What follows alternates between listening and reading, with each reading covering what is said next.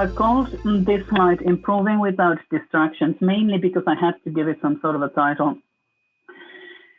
But also, when I talk about distractions in this context, I am not talking about things that might suddenly pop up by the list field. I am talking about things that are with us all the time.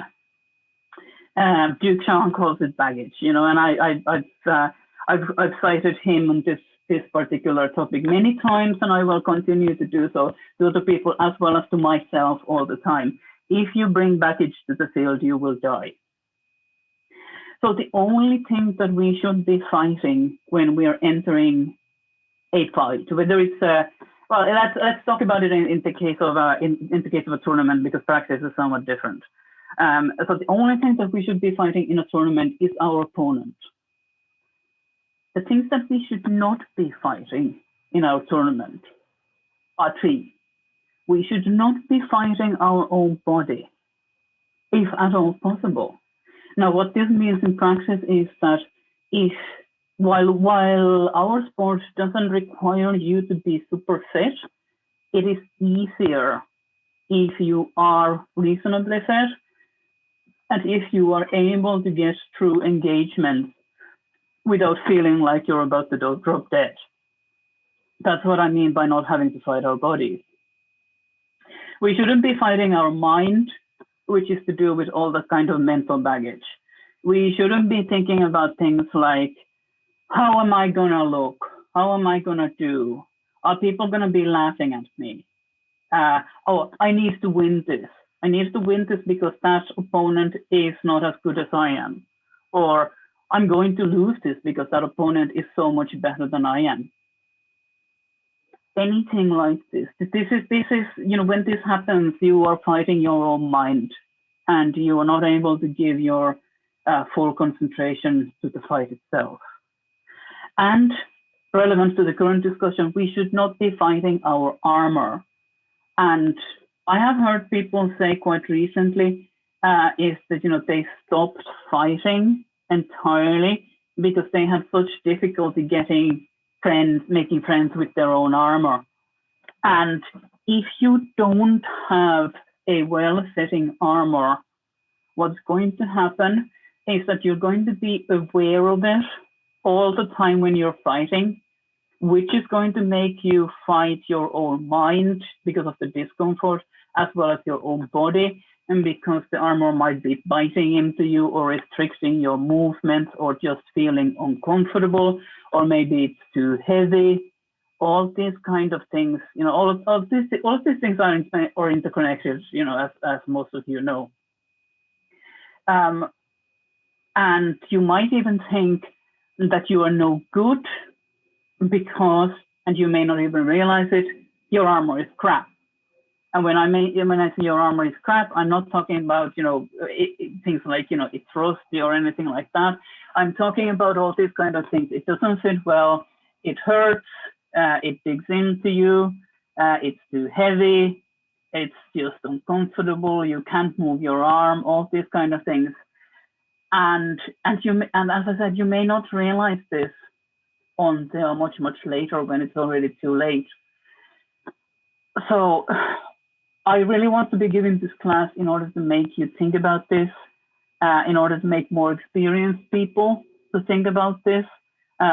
So if you are somebody who's sponsoring your fighters in whatever format, try to work with them on their armor from day one, or at least, you know, once they have completed their beginner's course and are pretty certain that they want to keep doing this, because there's nothing worse than seeing somebody with spirit, good enthusiasm, and preparedness to put in the work, to get discouraged and walk away just simply because they don't have the right gear.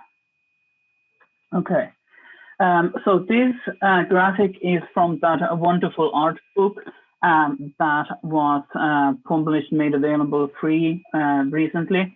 And I would very much recommend that if you only can, you order copies from Amazon in order to make it possible for Jeff Bezos to go back to space and hopefully never come back. no, that sounded worse than I intended. I didn't mean that. And I used this image mostly because I didn't feel that I needed to repeat any work that was already done. So this picture here, modeled by Duke Hans, apparently, it will give you an idea of the general requirements of the areas that you need to armor. These requirements vary to an extent by kingdom to kingdom, but those are details, and these are the overall SCA rules that you need to be aware of. I'm going to say it, you know, sort of from here on again, I will repeat it later on. When you're starting to think about armoring yourself, you need to work with your local marshal or your local armorer if you are lucky enough to have one, because it's not fair for us to assume that you understand necessarily the requirements or you know how to go about acquiring all of these things. But to just give you an overview, you need to cover your head. And I can circulate this PowerPoint afterwards, so you don't need to take notes if you don't want to. And I'm not necessarily going to be reading throughout all of this because you can see it yourself. You need to protect your head with a metal helmet of a certain thickness. And the helmet must be lined with a certain thickness of padding. The helmet must contain a grill or equivalent in front of your face, the bars of which are no more than 1 inch apart.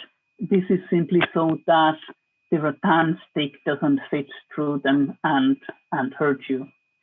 You need to protect your neck, and that has the exact requirements. The item of armor that is used to cover the neck is called a gorget. It says here rigid material, so in effect that means leather or metal or even plastic. And it mentions as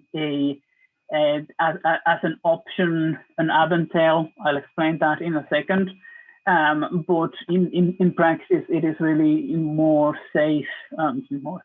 safer to have an actual gorget. So it's like a gorget is like a wide collar around your neck with extra plates and to provide protection, possibly on your on the top of your spine and on your chest. You need to cover with, again, a certain type of material, your kidneys and the floating ribs. So that is pointing towards his back. That is where your kidneys are. But it's not actually a requirement for you to have a body armor that covers the entirety of your front and back. So it is possible to just use a kidney belt like he's using here, and that may provide more movement in some cases for you. Now, obviously, this means that parts of your body are unprotected. So this kind of thing is something that you will eventually figure out yourself. You will decide what's the correct, no, not the correct, what the right balance for you is in terms of protection and movement. Again, this is something that we'll come back to. You will need to cover your joints, so that's your elbow joints and your knees with cups of rigid material. The recommendation really is that these be metal, but there are plastic ones out there as well. You need to protect your groin This is actually one of the easiest bits to armor because you can just use a martial art groin protection. These are different from men and women, so use whatever fits you and your own equipment best. Now, for those for people with female bits, so to say, it can be enough just to have a triangle of thick foam there as well. Again, if this is something that you have questions about, you can ask me about this after the presentation, or we can talk about it separately. So vambrace this is something that there's probably the most difference between kingdoms. So these are the pieces of armor that cover your forearms. It's a really good idea to have them. And they're not required in all kingdoms, and some kingdoms have removed the requirement reasonably recently. If you have a big shield, you don't need to wear it in the arm that is covered by the shield. But this is, again, a detail that we don't need to worry about right now. You do need to cover your hands and wrists. Again, because much like with your head, your hands are kind of a really important part of you. It probably has a less chance of killing you if you take a bad hit there. But it's not going to be fun, and we like to keep you around using your hands with sticks as far as possible. It is not obligatory to wear leg armor. So this picture here goes far beyond the minimal requirements, but on the assumption that you newer guys want to wear something more than just minimal requirements, I think it's a useful thing to talk about them. Most people like to wear some sort of leg armor because while your thighs are able to take a lot of hits, it's not that much fun to have legs that are covered in back bruises. Ask me how I know. And obviously, you should have closed toes in your footwear. And what I tend to recommend is that they provide a bit of support for your ankles at least. And the comment that I have there is that aside from the helmet, because the helmet needs to be made of metal, and there are many requirements, and that there are thickness requirements, etc., to do with the helmet, because it's so important to keep your head intact.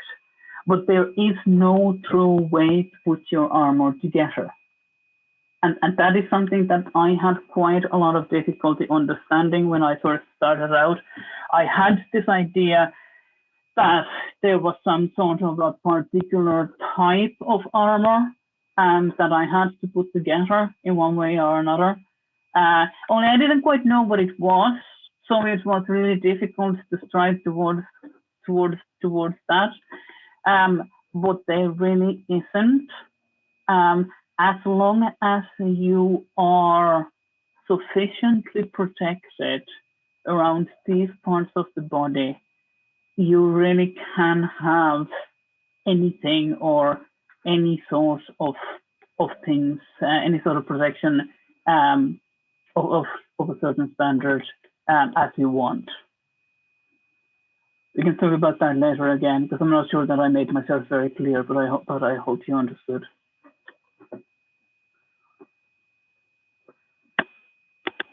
Here's a bit of a glossary, which is anything but comprehensive. There are so many terms, but I try to think about the ones that we would be using a lot during this event, or the kind of terms that we use during practices or events, and that we think are obvious, but they may not be obvious at all. If there are any others that crop up, please do ask. We refer to ABS plastic or Kydex. It tends to be called Kydex in the US quite a bit. This is a black glossy plastic material.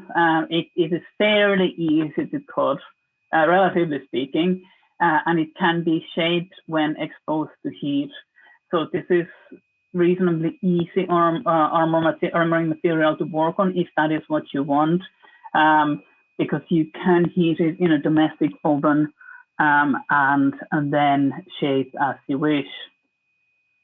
An aventail is a drape of mail, and note that I have a separate entry for mail. So this is a type of armor that is colloquially known as chainmail.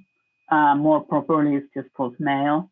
So an aventail is a drape of mail that hangs down from your helm, and it covers your neck and shoulders.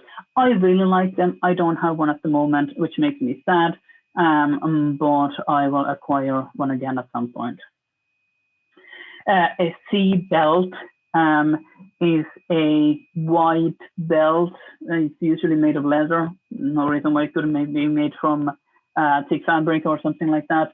It sits around your hips and supports your leg armor because that takes some of the weight off your legs, and it means that you can move a little bit more easily. A pair of chausses is a pair of padded or armored stockings, essentially. So if you have seen my dark green padded leg wear, that is a pair of chausses. Duke Vitus has a pair of male chausses that he wears on his legs, so you may have seen those as well. A demi gauntlet, colloquially known as a demi, is a hand protection that covers your wrist, and it comes up to your knuckles and covers the base of the thumb as well, but it leaves the fingers free.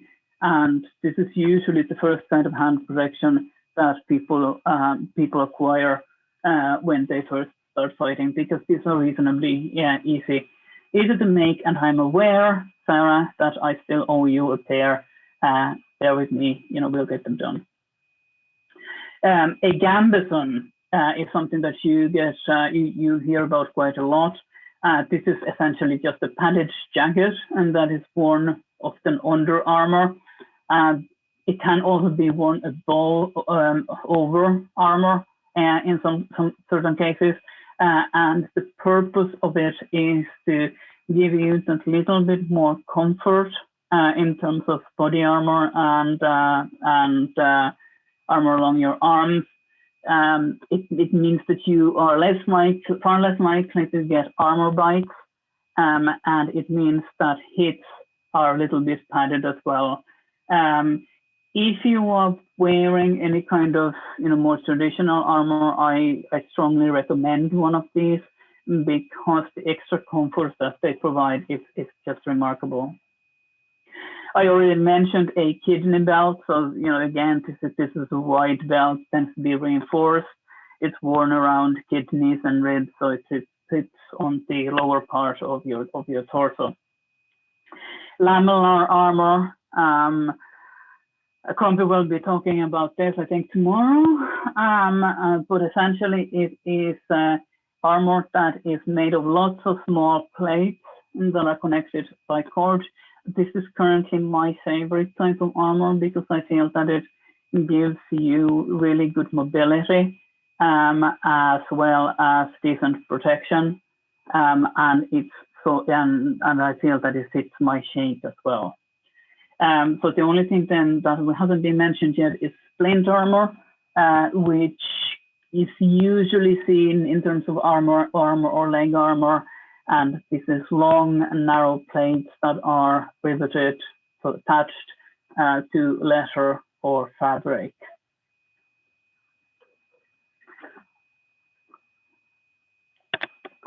So there's a somewhat artificial division of armor types here. Obviously, it's not necessarily going to be this clear cut in a lot of cases, but this is just to help you think about different types. So you will see people wearing period armor. I'll show you a few pics in just a bit. And this would be something that is very much shown. So this is the kind of stuff that you have over your gambesons. It's metal and leather, and you have your metal buckles and everything like this. It's typically quite heavy to wear, but it looks very impressive, and it definitely has this iconic look. So if you're doing a demo and there's people there who are wearing sport armor or hidden armor or some sort, and there's one person who's wearing period armor, you can be sure that all the onlookers will congregate around the person who's wearing the period armor, because this matches their idea of what a medieval warrior should look like. So it may be that this matches your idea of what you as a medieval warrior should look like too, and that's cool. That's no problem. It's certainly an option. It can be expensive because aside from people like Alex and Yannick in the Isles, not many people know how to work period armor. So chances are that you will have to buy it from a supplier, and it is armor. It tends to be handmade, so it's going to cost you a lot of money. If you get stuff that fits you very well, it can be really cool though. Absolutely no question about that. So what I suspect is much more prevalent in the SCA is what I'm here calling sport armor. So this means mundane. Is that right? No, I'm not sure. Modern types of protections under your under your kit, under the visible kit. So this might be made of plastic, a neoprene, or plastic buckles, all these kind of things, whatever materials are being used for these kind of things. So this would be things like your motocross protection or zoom bang, or all these kind of things. And it is called hidden armor because it needs in the SCA, anything that looks modern needs to be hidden. So you would hide it under a tunic and trousers or any other type of fabric gear that you choose to wear in the field, or maybe even under a light mail shirt. It is typically lightweight and mobile, which is why it's very popular.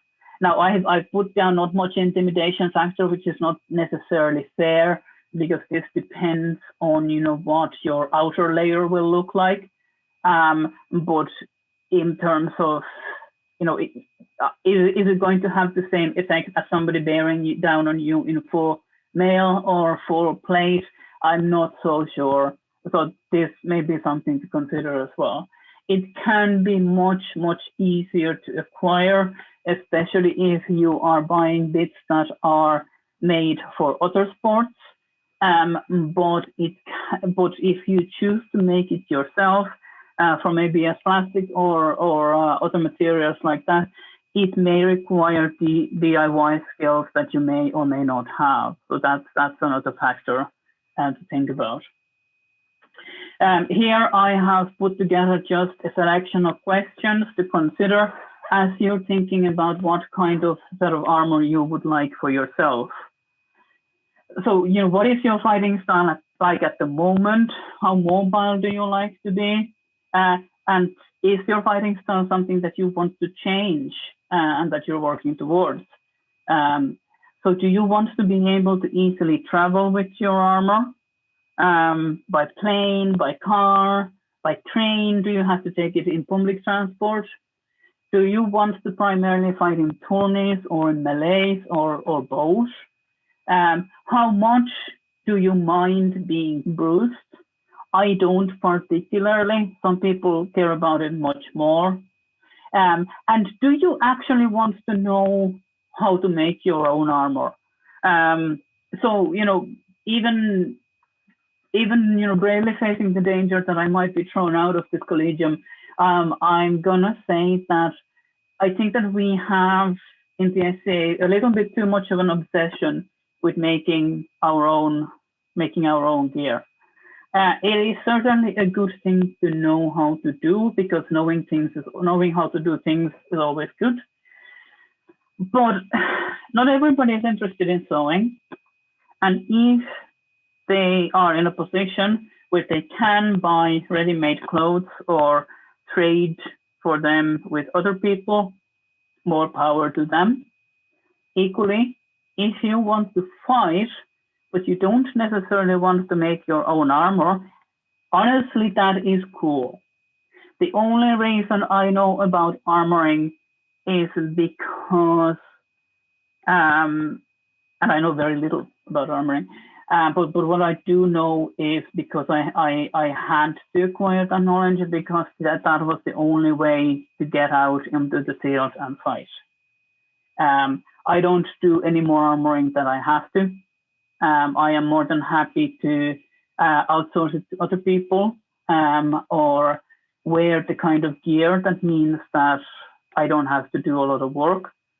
I will, buy pieces ready-made quite happily. Now that said, it's always easier to make stuff for other people than it is for yourself. And so, as I have said before, I have no problem, helping other people make their own armor or making bits and pieces for them. But that's just the thing. What I'm saying is, don't feel pressured to know that, or don't feel pressured that you need to learn armoring. It's a fun skill to have, and it certainly helps to learn the very basics so that you can do basic repairs on your kit. But it's not essential for you to have a good and fulfilling fighting career in the SCA. Here are some examples of the period style armor.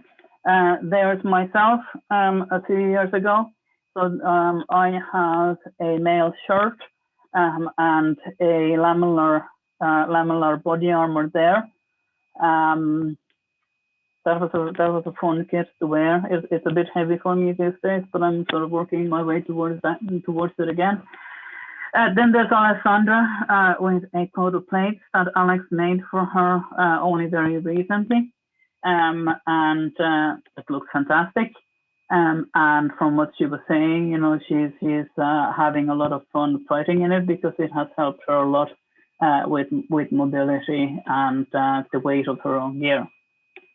Then we have Master Robert in his 14th century kit. I mean, this is kind of hardcore stuff. We have mail, and we have plate legs and plate arms. And I am just currently right now blanking on what that body armor is called. Brigadine, that's right, something like approximately like that, with horizontal plates over the chainmail. And finally, we have His Highness Prince Avery there in his really rather sexy plate kit that he was wearing at Raglan a couple of years ago. Countess Kiera very kindly provided me with some advice of her own kit then. So this is an example of hidden armor.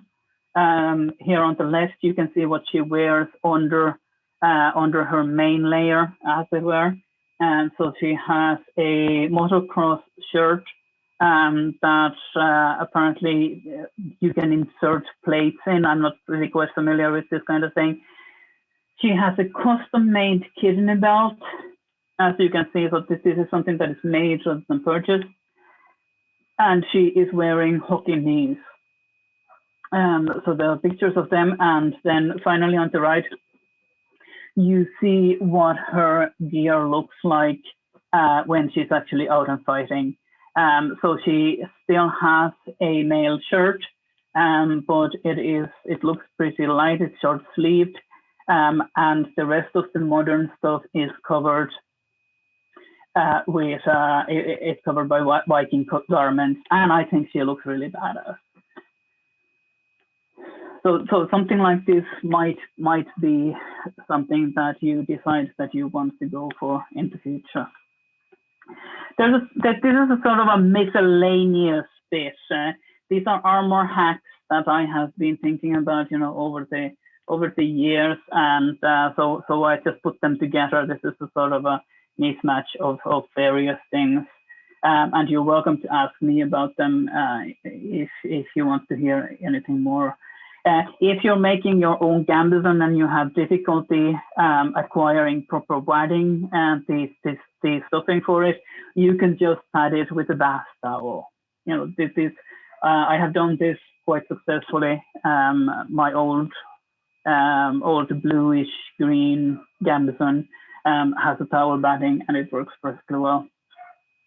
If you want to get padding for your hands, oven gloves work perfectly well, and because they are already quilted, they are padded, in pretty much exactly period style, and they are much cheaper to buy than purpose-built padded gloves to go under your gauntlets.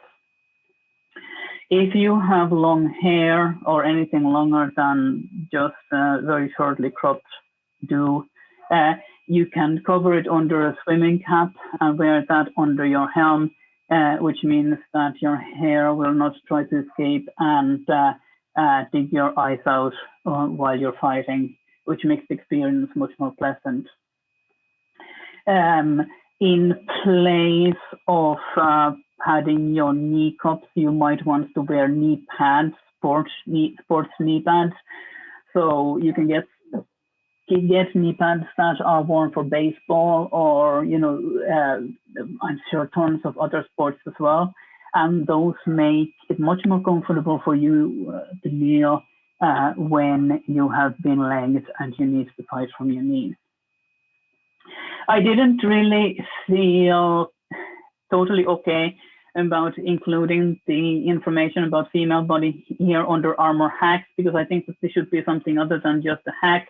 But again, I didn't really feel like making a separate slide for it either, so here it is.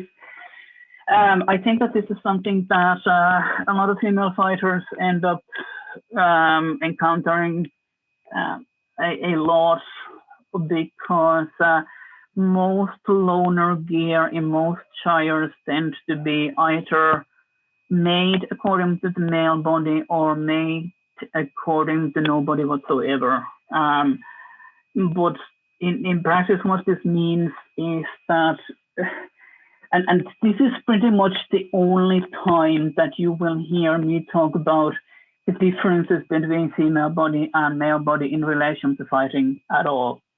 But it does have a clear part to play in armoring, and because the female body proportions are different. For instance, when we bend forward, we bend in a different place. We bend slightly higher up because our waist is higher up than the male waist, which means that our chest armor, or the body armor in general, needs to be shorter. And it needs to allow us to bend down where we bend down rather than where the blokes bend down.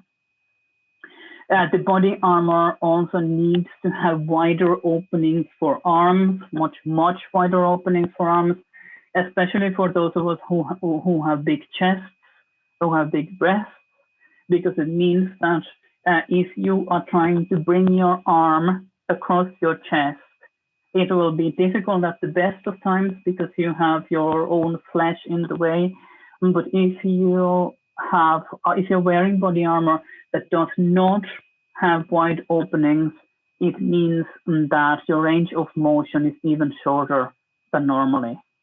And this is, I think, one reason why a lot of women like to wear just kidney belts as well, because that gives you that upper arm or upper body mobility. Again, because the different body proportions, your C belt actually chances are that it needs to sit higher than a guy. most seat belts, if you buy them ready-made, or if you even follow a pattern that is available, it is made for the male shape. So it's designed to sit over your hips, but that is not as useful for us. It needs to be sitting up higher, and it needs to come up to our waist. Again, this is something that I'm happy to talk to you about separately, if this is something that applies to you. And the last bit of here is a sort of a holy grail, really, more than anything else, and it's not easy to achieve. But try to think about your gear setup so that you can go to the toilet reasonably easily, because it is such a literal pain in the ass, you know, when you are armored up and you need to go and you find the loo, and then you have to take so many layers off in order to just be able to do your business. And it slows you down, and then you need to buckle everything back up and try to make it back to the field. And it can be really, really, really uncomfortable. So try to think about how to do that in a way that suits your body well. Again, this is something that, you know, I can try to insist, but this is difficult because I haven't quite cracked it myself yet. But I'm getting better at it. I have included here a sort of a very, very basic, this is the bare bones of a repair kit that you might want to acquire, even if you don't want to learn armoring as such. These are suggestions, but this is what I find that I use the most often. A leather punch for making holes in leather. And paracord or leather tongue or another strong cord. I think that with these things, you know, you have covered most eventualities. A hammer is a good thing to have. Duct tape, obviously you have duct tape because you're a fighter, and you know it's almost as important to have duct tape as it is to have a sword. But really, duct tape will fix anything. A cordless drill is a good idea. One of the smaller ones, maybe not one of the full-size ones because they tend to be heavy and awkward. But if you can find one of the tiny little ones that are still able to make holes, especially if you have plastic armor, then that's a good thing to have in your kit. So we're almost finished for the presentation bit. I have put together a sort of a fairly random selection of some suppliers here, because again, it's difficult to know where to start looking for armor if you don't know where to start. Steel Mastery is the one that I use myself. They are on this side of the water. They are good. They are professional. They are reasonably quick. They are very communicative, and they make your custom stuff. Arm Street is another one. They do armor and clothing as well. They are slightly more LARPy, slightly more fantastic, but they have medieval stuff as well. Windrose is a sort of a classic SCA armory, not necessarily the cheapest, and they're pretty old school, whatever this means in terms of internet communication and such stuff, but it's worth taking a look at. Plastic Lamellar is a craft that I have been looking at recently. Does exactly what it says on the tin. It makes lamellar plates out of plastic, and I am pretty sure to be putting in an order soon. I've been meaning to put in an order for the best part of the summer, but something has been hemorrhaging my money, so I haven't been able to do that. Plastic Smith Armor is another one that I found that my knight recommended to me as well. They are based in Canada, and they have some bits of plastic armor and cup hilts and such. I have added the last one there just to show an example. This is motocross gear, so the kind that Countess Kira was wearing in that picture as well. So you can have a look at it, look on the protection, and see what's there. But again, talk to us, talk to marshals before you order anything. Obviously, if you are viewing this from other countries, I'm sure you have motocross suppliers where you live as well. So just to end once more, when you're thinking about armoring,